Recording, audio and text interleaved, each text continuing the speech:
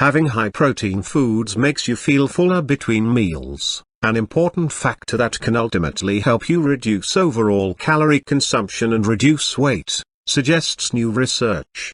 Higher protein loads have a greater effect on fullness than lower protein loads, showed the findings of the study, thereby confirming a long-held belief that protein intake impacts satiety. Although this study did not specifically evaluate dieters, feeling fuller could help to reduce food intake, an important factor when dieting, said lead investigator Richard Matz, professor at Purdue University in Indiana, U.S. If these effects are sustained over the long term, and our study only looked at short-term effects, increased protein intake may aid in the loss or maintenance of body weight, Matz noted.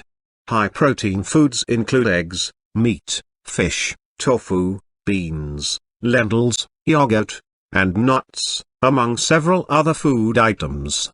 In this study, researchers conducted a systematic review of the evidence on the effect of protein intake on perceived fullness and confirmed that protein does, in fact, make us feel fuller. A good deal of evidence suggests that protein activates satiety hormone release and so should be most strongly tied with fullness ratings, Matz noted. But individual studies are often conducted in small populations or with different approaches that can make interpretation of results challenging.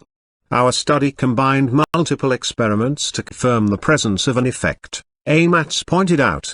With the confirmation that protein intake is related to satiety, defined as fullness between meals, modestly higher protein intake may allow individuals to feel fuller between meals. Yet, while protein may help dieters feel fuller, it is by no means a magic bullet, the researchers cautioned. Feelings like hunger and fullness are not the only factors that influence intake. We often eat for other reasons.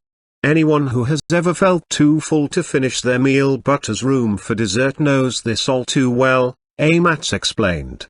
The exact amount of protein needed to prolong fullness as well as when to consume protein throughout the day is not resolved, and our study did not determine this, Heather Lee, assistant professor at University of Missouri, said.